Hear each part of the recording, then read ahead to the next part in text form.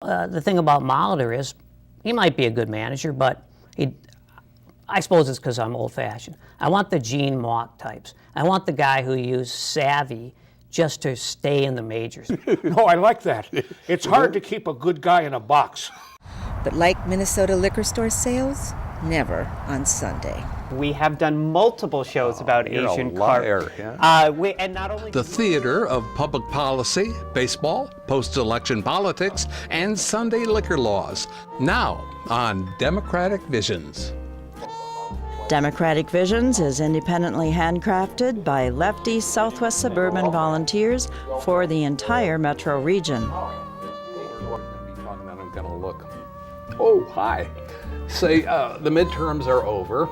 Politicians need a rest, and we need a rest from them and the folks who support them. Now, Minnesota's best cure for politically induced hangovers is Mike Gelfand, and he's here. Welcome back. I think I got a headache myself from these elections, but thank you. It's good to be here. One of the things that I like is that the election season ends right when the Christmas season starts. So you just go from one to the other.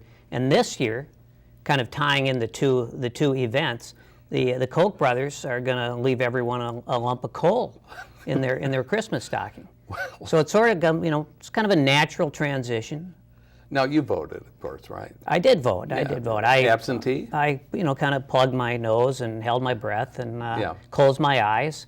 But no, I voted the old-fashioned way because I kind of like the conviviality of going down to the polling place. And it's about the only social life I get anymore. That's right. Well, that's about it for me, too. And they put a little sticker on you. It's almost like getting the smile button from Walmart when you walk in there. It is, although they ran out of stickers at my precinct. Yeah. And I guess that was a national shortage of stickers this year. Oh, no. Yeah. Probably the Koch brothers made the stickers. No, maybe it's the League of Women Voters. Could be. I should, you know what? We should be able to blame them. You got to be able to blame someone. Any political advertisements that come to mind? What was your favorite for the Minnesota election? Well, being a hypochondriac, I enjoyed the Ebola campaign. Near the end. Near the end. Yeah, okay. But that was the November surprise. I'm getting concerned for my family. Governor Dayton says there's no reason for concern in Minnesota. But that doesn't... I'm a hypochondriac. If you can bring a communicable disease into the conversation, I'm going to listen.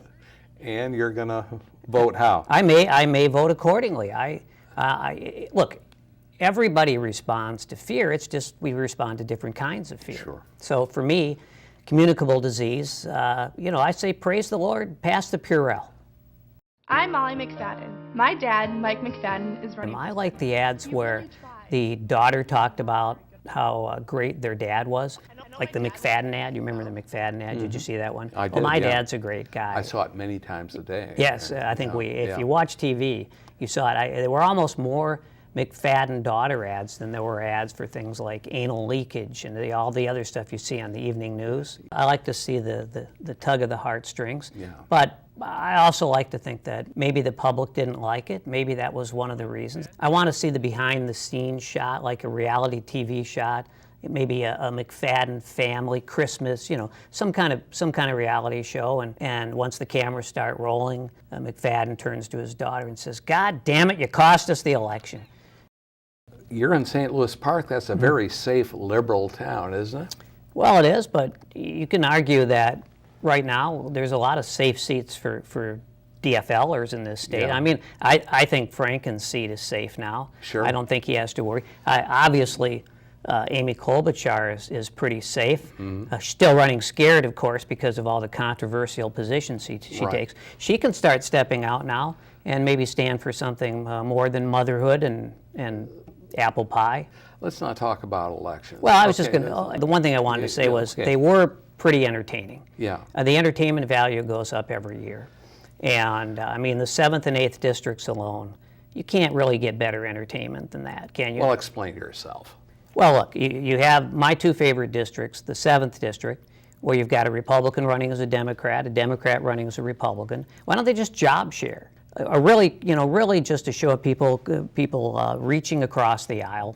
I'd love to see that. The 8th district, I could tell you a little story. Yeah, tell me. Okay. One of the great shames in Minnesota history, which very few people even our age know about, is the sheer number of people in the late 1800s and in the early to mid 1900s who were institutionalized in this state, I'm sure you've heard something about it. We had this huge labyrinth of well, they were called asylums. The asylum for the feeble-minded. There was actually an asylum for idiots and imbeciles, women who got pregnant out of wedlock, people who were alcoholics, people who were depressed, you named it. I mean, we had at one point something like 100,000 people in these institutions. In Minnesota? In Minnesota, yeah, they were everywhere. They were in Rochester, and they were in New Ulm, and they were in Faribault, they were in Anoka. They just kept building them. Yeah. And today all those institutions are gone, and in their place we have the 8th District. And there's no disrespect there, obviously. No. So no disrespect at all, right? Oh, no, I'm...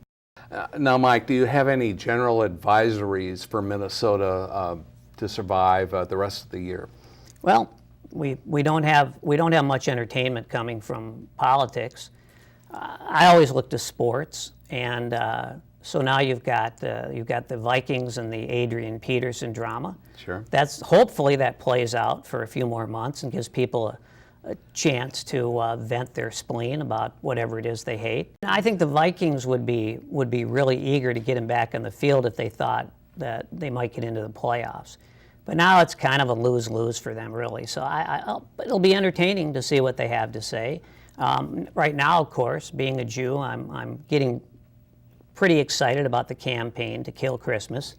So that usually takes up like the final 2 months of the year. Look, Mike, Christians killed it a long time ago. It's you been think dead so? for, since the 50s, yeah. Well, we had, when on the radio show one year, we had Bill O'Reilly, who was really, he was pushing this thing about the heathens killing Christmas. Yeah. And I thought he came up with a great solution. He said he was campaigning to return Christmas to its rightful place, remind people of the meaning of Christmas. And he said if you wanted to really get behind that and you wanted to remind people of the meaning of Christmas, you could go to their website, Bill O'Reilly's website, and for $19.95 get a Stop Killing Christmas coffee mug. He sounds like a televangelist. You know, you can get this and understand this about Jesus if you send us money. Yeah. Right. Well, and some people might argue, of course, that I guess maybe the real meaning of Christmas is selling $19.95 coffee mugs, but now spring training's only about 4 months away, maybe 3 months away. Pitchers and catchers report, I think, February 1st, don't they? Okay, two words, and you can be on me. Mike, 2 words about baseball. Paul Molitor. Are things going to change? Yeah, Molitor, when teams get desperate and when they see public support slipping away, one of the things they do is they hire Hall of Famers to be managers. And, I mean, it doesn't work. You know, the prototypical Hall of Fame manager was Ted Williams. I don't think he knew the name of half the guys on the team. The Washington franchise was a disaster. This is before he got frozen or after he got frozen? It was just before he was cryogenicized or whatever it is. Yeah. But you wouldn't have known it was before he got frozen. He was not much of a manager.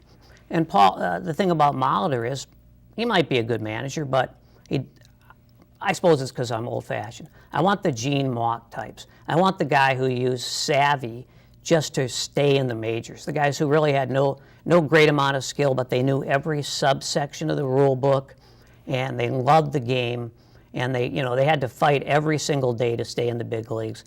The scufflers, those are the guys I like.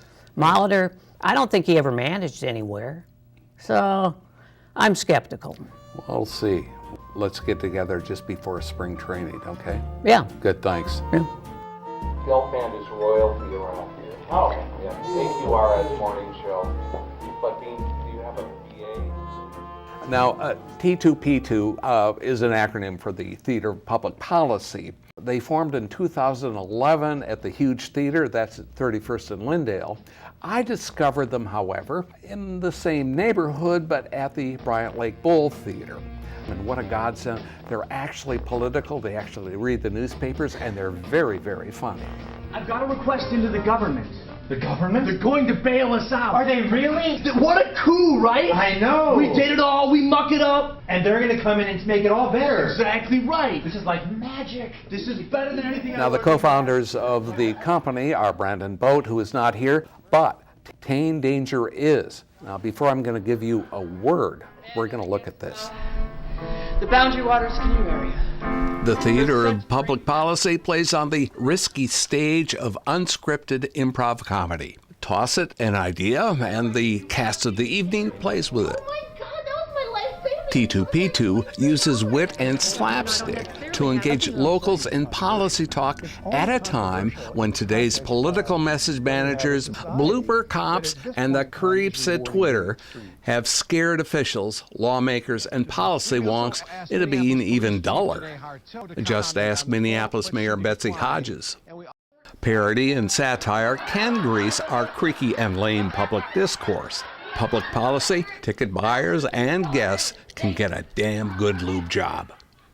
At the Bryant Lake Bowl in mid-October, the Independence Party candidate for Secretary of State was there. Bob Helen didn't do so well in the election, but he knows how to play improv ball. Tane, what's going on there? Thank you for coming out to the show with Bob Helen. As you probably heard that night, it was supposed to be a forum with 3 candidates for Secretary of State, Bob Helen, Steve Simon, and Dan Severson. Fortunately, the Democratic and the Republican candidates, you could say chickened out of being part of an improv forum. Steve Simon would never chicken out. He probably had a big fundraiser. He did have a big fundraiser, actually. Well, that's what he told you. That's what he told me, yes. Okay. When you have the Kaplans, the Sam and Sylvia Kaplan, you should ask them what they were doing on October 20th, 2014. Bob Helen was a great interview, and I think that he's really smart. He's got a future. Yes. I don't know with what party. That's a good question. They did not become a major party. They won't retain that status. Now, it was so good, I came back the next week with Two-Putt Tommy Johnson, a regular on our show, and we saw retired Supreme Court Justice Paul Anderson. Who, if anybody, can roll with the punches. Supreme Court Justice Anderson could. I mean, that man could have run that show himself. I was very nervous that he was actually going to take over and just start doing scenes on his own. But he was fantastic. He talked to us about the history of Minnesota, about his view of the law and politics, and a little bit about where he sees some of the political winds blowing into the future, which then becomes obviously fodder for our cast of improvisers to try and bring to life on stage. And they did quite well. Paul's pitching, you're catching, and hitting doubles and triples. That's very nice of you to say. I always say, it's not always a matter of our cast being witty or overly comical. It's about them being good listeners and being able to actually hear what somebody is saying. Because there's comedy in most of the stuff that folks talk to us about, and in the stories of how we play politics or how we interpret public policy. That the stories are already there. It's just a matter of somebody listening to them in the right way and then being willing to put them up on stage. What kind of crowds have you had at the Bryant Lake Bowl? We get folks who are coming because they're passionate about one issue or another. It's a wide swath of folks who come for a variety of reasons. The big question for me, of course, is whether or not anybody comes back. But hopefully, we got you to come back. I did, and I brought a friend. There we go. That's all I need, and then I will be able to eat next month. Now you have 2 more shows in November. What's going to go on? Jacob Fry, the new Minneapolis City Council member, represents a ward that includes a bunch of downtown Minneapolis, is going to be our guest.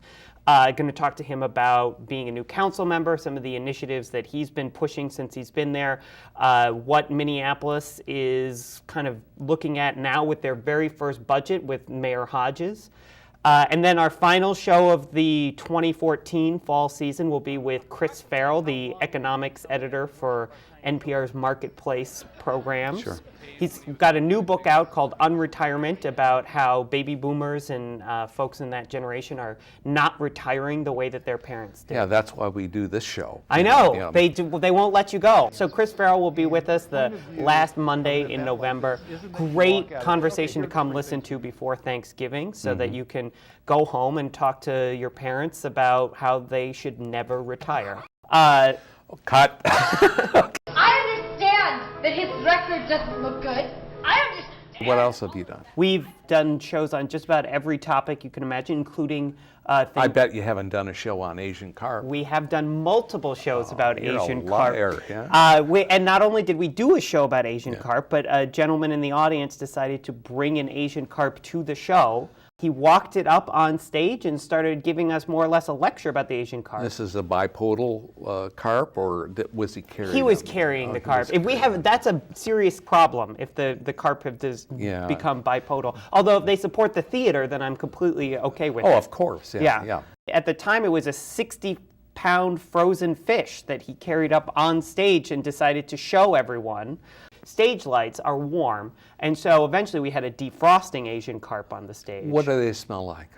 About what you would expect a 60-pound fish to smell like under a hot lamp for 20 minutes. I can't promise there's going to be an Asian carp on stage in any particular show, but that's the kind of, comedy gold that we promise here in Minnesota, and we deliver as often as we can. So the carp was given an encore? The carp was given an encore.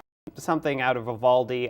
It was nice. Really? Yeah. Oh, audience in tears. I laughed, I cried. It was better than Cats. It's nice knowing Renaissance people. Yeah, exactly. Yeah. That's and Renaissance fish in particular. I mean. So 2 more shows at Bryant Lake Bowl in November. When? Last 2 Mondays in November, we're at the Bryant Lake Bowl, 7 p.m. And where's Bryant Lake Bowl? The historic Bryant Lake Bowl. The historic Bryant Lake Bowl, is, as the name suggests, on Bryant and Lake in Minneapolis. Let me write this down. Yes. Okay, good. It's convenient. More places should brand themselves with just their street address in the name. Sure, good.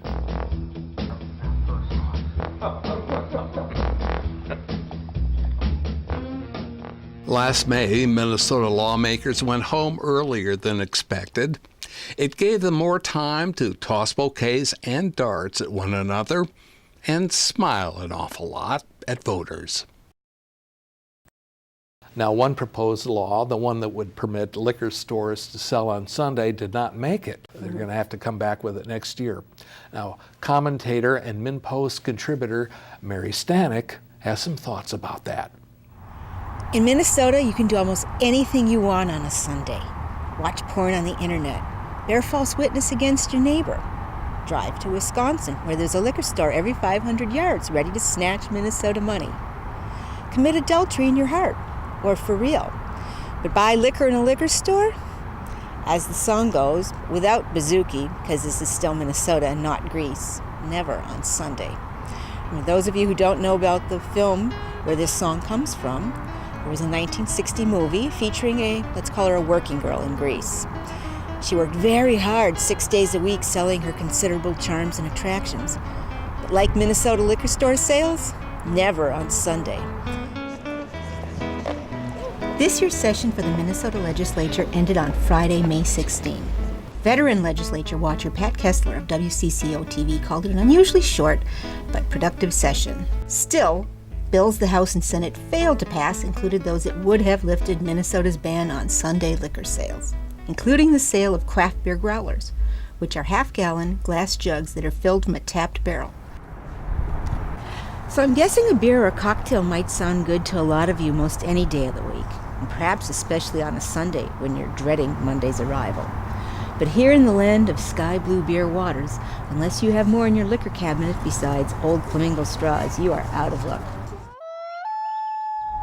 Do some of you not know the connection between beer and sky blue waters?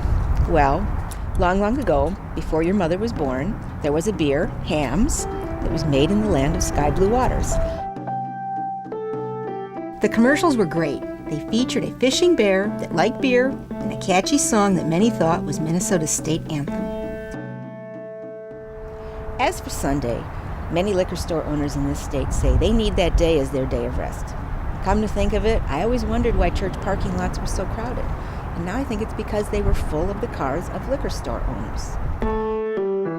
So, for those who want to buy liquor in liquor stores on Sunday, and for those store owners who want to keep their day off, there's always the promise that may come as a result of the November elections and the 2015 legislative session. But what if you don't like beer? Perhaps you prefer your alcohol to smile rather than, with apologies to Eartha Kitt, growl.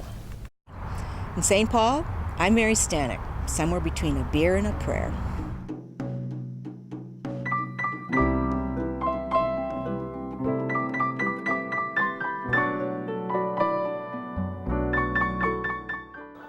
Well, the 2014 midterm elections are over, and with us right now is an actual citizen. He's not a candidate. No. His name is Philander T. Overman. Yes. Mr. Overman, you are the Minnesota citizen, the typical, archetypical citizen Absolutely. in Minnesota. Did you vote? Well, yeah, okay. Just okay. Yeah, okay. Oh, God. God, that's good. You know, just hydrogen and oxygen. Could you put it back on the floor, please? Oh, sure. Okay, yeah. Yeah. Oh, no. Could you answer my question? I am a citizen, yes, and of course I voted. I may have voted more than once. Really? Early and late. You are a concerned citizen. I am. I'm looking around at the way things are, and I'm wondering what the heck's going on. Did you like all this political advertising on the television, the negative advertising? There was aspects of it, Jeff, that were very compelling, and they got my dander up, and I was thinking, oh, that guy sucks, or that gal is terrible, and then I began thinking, wait a second, is this a political ad, or is it some kind of miniseries or something? And often I was confused. I've heard that these negative campaign ads on television and in the mails are designed to get people not to vote. Right. It didn't work on you, though, right? No, I remember my duty as an American citizen. My spine is stiff, Jeff. What do you feel like when you go into a polling place with that ballot, into that little cubicle? I know. And you fill in the corners? What I'm scared about, Jeff, is that I'm going to mess up filling in the little dot things. Sure, yeah. Because they're tiny, and the little pens they give you, sometimes I want to make it just right, just perfect, so that the gal I'm voting for just really knows that I care.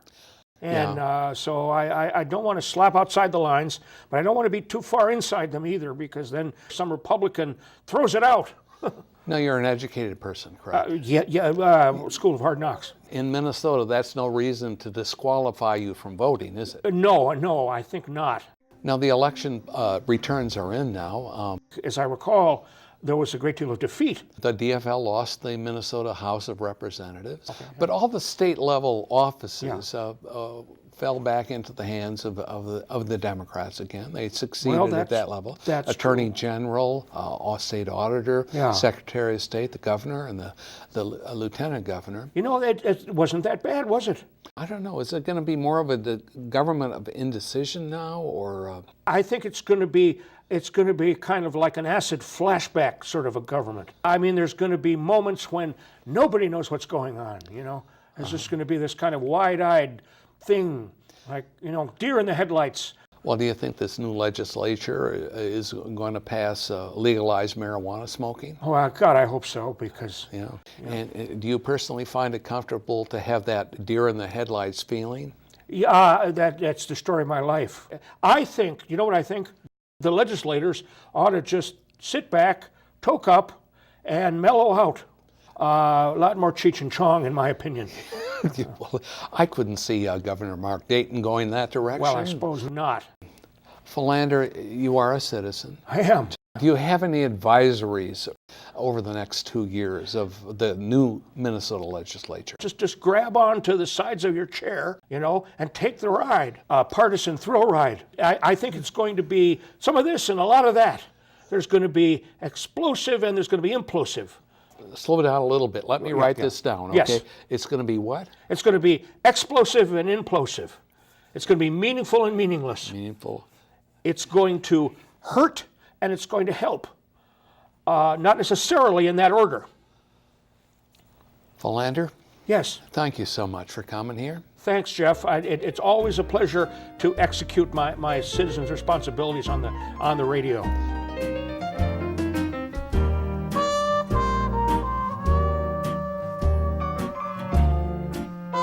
Absolutely. And I've been in... What does that mean? And it's hard to keep... No, I like that. It's hard to keep a good guy in a box. Democratic Visions is independently handcrafted by lefty Southwest Suburban volunteers for the entire metro region.